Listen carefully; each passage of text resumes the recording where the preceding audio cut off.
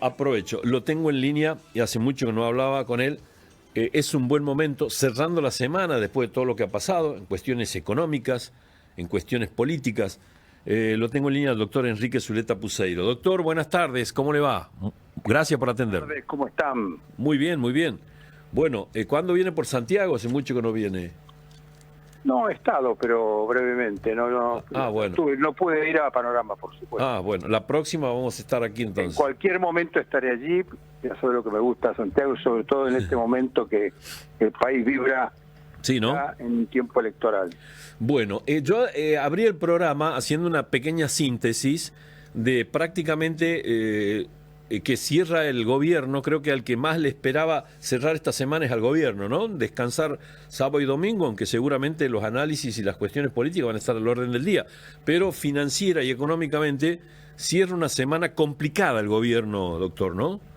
Muy complicado, realmente se ha desbordado la expectativa del mercado, no ha bastado el anuncio del acuerdo con el fondo, incluso nuevamente el ministro de Economía trató de adelantar para calmar los mercados el monto del posible préstamo, se apresuró muchísimo en horas. La portavoz del fondo ayer, Julie Kozak, hizo una conferencia de prensa diciendo que eso es lo que ha pedido la Argentina, que esa cuestión ahora la tiene que tratar el board y el cuerpo técnico. Incluso explicó detalladamente cómo sería la operatoria, no habló de montos ni otra cosa, pero la idea de un down payment del tipo que más o menos sugirió Caputo, nada. Entonces eso ha producido una tormenta de ataques políticos, trolls, etcétera, contra el fondo, lo cual debe haber enardecido a las autoridades del fondo, particularmente al staff del fondo, que ve venir a la Argentina nuevamente con una problemática imposible de contener, porque es la idea de que los mercados y particularmente el tipo de cambio se va a calmar ante la existencia de un down payment de dólares que permita no solo, así el pretexto, blanquear o limpiar o depurar o como le llamen al balance, sino que también un stock de intervención que le permita aquietar a los mercados, que es un poco lo que el fondo jamás le perdonará a este mismo equipo económico cuando estuvo durante el gobierno de Macri, ¿no? Claro, que el mismo fondo prácticamente presionó al Ejecutivo para que lo catapulte a Caputo, ¿no? En ese momento. Sí, en realidad, claro, porque ahí había una idea de subestimación del equipo económico, lo veían en aquel momento como un grupo de traders especializados en los mercados especulativos. Cuando se han escrito 2 o 3 libros sobre ese momento, son libros que se han escrito desde exfuncionarios del fondo, todos ellos muy críticos de la gestión de Caputo. A mí me parece que eso no ayudó mucho, y después naturalmente el mercado resolvió actuar muy fríamente. No, el anuncio no bastó, y hoy hay algunos informes económicos. El más importante es del JP Morgan, y de varias páginas sobre ese proceso, explicando esto que estoy diciendo, que no es una construcción mía, estoy repitiendo un poco lo que están repitiendo los analistas económicos en los papers, en algunos de los informes que se han emitido en el día de hoy. Claro. Doctor, todo apunta a que en esta conferencia que dio, o esta mañana, hace horas prácticamente, o a días, que el mismo Caputo salió a intentar calmar los mercados, después tuvo que salir Milei, después hubo una contestación del fondo, es decir, un día realmente trágico en materia comunicacional.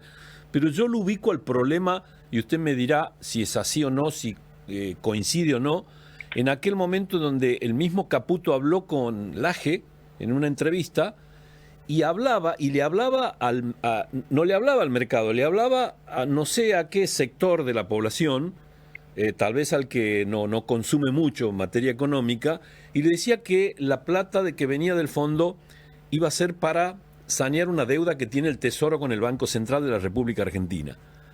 Que es lógico, ¿no? Prácticamente, si le da los 20.000, un 70, un 80% va a ir para ahí, obviamente. Pero No, obviamente nada, no se sabe qué va a pasar, no se sabe ni cuál es la operatoria, ni cómo va a funcionar, ni cuál va a ser la respuesta del fondo. Lo único que sabemos es que la intervención en el Congreso del equipo económico, Sí. el funcionario José Luis Daza explicó que existen una cantidad de informes de estrés del sistema argentino que lo presentan en una situación muy preocupante de inestabilidad, casi parecido al de la pandemia, dijo textualmente. Entonces es como si estuviera todo un poco colgado en el aire, y cuando le preguntaron cuál era la necesidad y urgencia en la audiencia a la cual concurrió en el Senado el equipo económico, dijo, eso fue lo que más preocupó, es decir, cuáles son esos indicadores. Por supuesto se ha visto, ya hay bastante información sobre eso. Sí. Efectivamente, la Argentina sigue sin convencer, y me parece que tiene muchísimo que ver con que la fuerza con que Milei irrumpió, y rompiendo todo, y de alguna manera afirmando una especie de gran ataque contra el orden establecido, los economistas chantas, todo lo que podíamos llamar la casta política y la casta empresaria, eso que sirve para ganar elecciones, después a la hora de gobernar no sirve, porque hay que hacer acuerdos, hay que hacer consultas, hay que buscar transversalidades, hay que buscar coincidencias. Pero sin embargo sigue acelerando en la curva, doctor. Durante un tiempo no podía manejar el Congreso, que necesitaba tener un tercio para vetar las leyes. Hoy no le basta eso, necesita ese tercio, pero simplemente para que no haya quórum. Claro, pero sigue acelerando. Una cuestión iniciativa. Políticamente sigue acelerando en la curva, ¿no? Porque salió ahora a hablar de casi un complot generalizado para voltear su gobierno, cuando creo que son tiros en el pie que se ha dado el mismo gobierno, ¿no? A mí me parece que tiene mucho que ver con el modo de hacer política. La idea es crear un estado de guerra, quiere decir extrema polarización, donde el presidente solo, como una especie de héroe épico, ataca el fundamento del mal, asistido por una especie de iluminación de sabiduría económica, etc. Y todo el resto del mundo, que no entiende nada, que se pone enfrente, casi siempre defendiendo intereses espurios. Ese método de hacer política es muy parecido al de Trump, y es muy parecido al de muchos líderes parecidos en el mundo. Me parece que lo que genera es un estupor en ciertos sectores de la población que lo acompañaron a Milei, no en la elección donde tuvo su tercio electoral, sino en el balotaje, que piensan, bueno, pero vamos a ver, yo en realidad acompañé esto porque significaba empleo en blanco, seguridad, jubilaciones, salud, educación, y de alguna manera una política de independencia frente a la política tradicional. Pero me están hablando de la revolución cultural, y me hablan de las mujeres, y me hablan del 24 de marzo, y me hablan del caso del Capitán Viola, y en fin, hay todo un buque de cosas que no estaban en el acuerdo político, que nadie sospechaba siquiera. E incluso algunas de las pocas cosas que adelantó Milei, por ejemplo, la dolarización, un 70% de la gente en aquel momento y ahora también está en contra de la dolarización. Claro. Entonces me parece que eso lo que genera es que aquellas virtudes que le permitieron ganar elecciones contra la corriente le impiden a la hora de gobernar aflojarse, encontrar acuerdos, sintonías, vamos a decir de alguna manera transversalidades que son fundamentales. ¿Cómo puede ser que un país no tenga presupuesto? Y que sé que a España le pasa lo mismo. Sánchez, el último presupuesto que hubo en el 2022, hay varios presidentes europeos que no han podido sacar adelante los presupuestos, no es el caso argentino solamente. Entonces, ¿cómo va a endeudar usted a un país con 20.000 millones de dólares, pasando por sobre el Congreso, con una interpretación de lo que puede y no puede un DNU, y de pronto todo eso se cruza por la idea de si no hay presupuesto? Claro. El endeudamiento es una cosa que está en el aire, y yo creo que hay mucha gente que no quiere firmar muchas cosas. Por ejemplo, hoy hay varios debates gravísimos en la Argentina. El más importante es la decisión del gobierno de no aceptar la venta de Telefónica a Telecom. Eso está acrispado a todo el gobierno, porque en realidad está enfrentando no solo al grupo Clarín, sino también a la propia Telefónica, que vendió, cobró, y dice: eso no tiene nada que ver conmigo. Lo tiene inamovible lo que pueda, claro, los dividendos. A todo ese sector. Ahora, doctor, Sí. usted recién habla y dice, es cierto, retrotraigo la conversación cuando usted lo bien plantea, que este gobierno no ha construido políticamente nada. Y la prueba es hoy, ¿no?, que baja un secretario de Estado, rango secretario como Adorni, baja a ser concejal de la ciudad de Buenos Aires. Ese es un fracaso político, ¿no? No ha tenido cómo generar, como usted dice, acuerdo, transversalidad, o generar un espacio político de poder que también sirve en estos momentos. No, es probable más todavía. Yo diría que a medida que pasen las horas vamos a ver que, al igual que hizo en algún momento Kirchner y Scioli, etcétera, que es probable que se ponga en marcha un sistema de listas testimoniales. El sistema de listas testimoniales que se usó hace unos años es un sistema que va contra la esencia de la voluntad popular. Candidatos que ya se sabe que no van a ejercer sus cargos. Pero el electorado se da cuenta. Ha dicho hoy que va a continuar como vocero durante la campaña. Sí, durante la campaña va a seguir siendo vocero.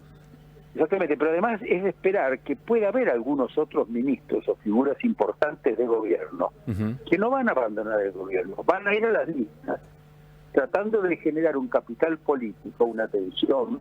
Hay muy pocas figuras en el gobierno que tienen esa característica. Lo mismo puede ocurrir con algunos diputados importantes.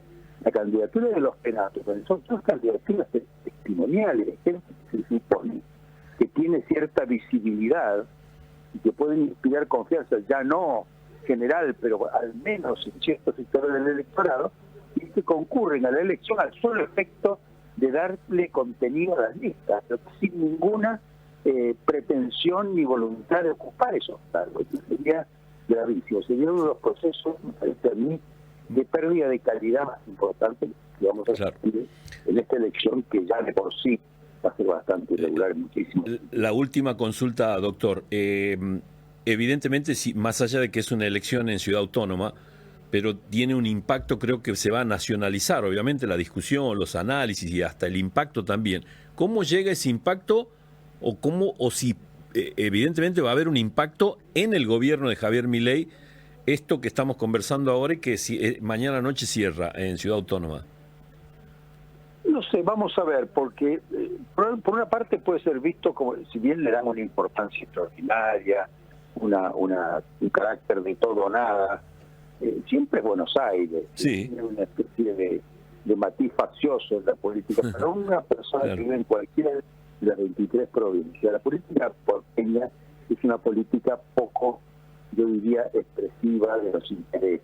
Yo vengo ahora de un encuentro que hubo en Santa Fe, allá es muy importante, en Rosario, un congreso económico empresario. Y me costó realmente explicar esto, porque me miraban 300 empresarios sin mover un músculo de la cara, como diciendo: bueno, ¿y esto qué tiene que ver con nosotros? Había santafesinos, cordobeses, entrerrianos, gente de toda la zona núcleo. Toda la zona núcleo estaba ahí, ¿no es cierto? En todas las actividades económicas. Y me miraban como diciendo: bueno, ¿eso qué importancia tiene? Usted porteño, no, yo soy de Mendoza. Bueno, pero, mire, la verdad es que nada de eso tiene un significado para nosotros. ¿Por qué? Porque cada provincia está armando un proceso electoral donde el centro de gravedad son los gobiernos provinciales. No hay ningún gobernador con menos del 50% de apoyo en ningún lugar del país, ni siquiera en la provincia de Buenos Aires. ¿Se da cuenta? Entonces, lo que está definiendo en cada provincia es cómo va a ser, en algunas de ellas, dos, que son Santiago y Corrientes, cómo va a ser el nuevo gobierno, que es una excepción, pero en el resto, lo que se están es articulando las mayorías y minorías provinciales. Los gobernadores, incluso los más pretenciosos nacionalmente, no van a jugar nacionalmente. No hay ningún gobernador que vaya a poner una sola ficha en la política nacional, ni aunque lo obliguen, ni aunque lo torturen. ¿Por qué? Porque todos están alambrando sus propias provincias, protegiendo la legitimidad de sus gobiernos, que han podido resistir lo que ha significado el gobierno del primer año de Milei, y han podido, algunos de ellos, sobrevivir, otros de ellos crecer e incluso atraer inversiones y poner en marcha procesos productivos muy prometedores. Claro. ¿Te das cuenta? Entonces, nadie va a decir, bueno, yo ahora esto lo cuelgo y me voy a hacer una campaña a favor de Cristina o de Kicillof. Claro, entiendo.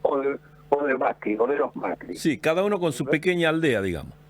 Yo no le daría tanta importancia. Lo que sí sabemos es que de alguna manera es un indicador de por dónde puede funcionar la coalición que se llamó Juntos para el Cambio. Hoy ha habido una declaración de Mauricio Macri muy fuerte. Sí, en Córdoba. No le cabe otra porque tiene que reconocer que no ha sido invitado para este Sí. Entonces ha hecho una expresión como de que podemos ir a un tipo de política de muy baja calidad, pero la verdad de las cosas es que Pero atacó directamente el entorno de Javier Milei y habló también de Karina Milei, obviamente que... por no atacar a Milei y a su hermana, porque en realidad hay una decisión de Avanza y de los Milei de ir contra el PRO, porque ya las figuras importantes del PRO son todas de origen peronista, ¿cierto? Ahí tenemos no solo a Bullrich, sino que tenemos también a Ritondo y a Santilli. Todas esas figuras están en la Libertad Avanza y los votos están en la Libertad Avanza. Entonces a mí me parece que el objetivo, esto no es solo en la Argentina, por ejemplo en un país como España, que está parecido al nuestro, o en Italia, es claro que el principal adversario de estos nuevos partidos que le llaman soberanistas son los liberales y son los partidos de centro. Quieren devorar a los partidos de centro. Y me parece que eso es un dato que las figuras como Macri han tratado de mirar por otro lado, pero la verdad es que van a por ellos. Claro, entiendo. Doctor, ha sido muy gentil en atendernos, muy interesante la charla, le agradezco y bueno, ojalá que nos podamos encontrar aquí en el estudio. Un gran abrazo para todos. Muy amable, gracias. El doctor Enrique Zuleta Puseiro, analista económico y político, estuvo conversando con nosotros. Parecía interesante al cierre de esta semana hablar y sobre todo con las expectativas que hay. Le consulto lo de Ciudad Autónoma porque en definitiva creo que todos los medios van a consumir eso durante este fin de semana y va a tener su repercusión también en lo político, pensando en las próximas elecciones legislativas que tenemos en la República Argentina. Pero está bien, es interesante.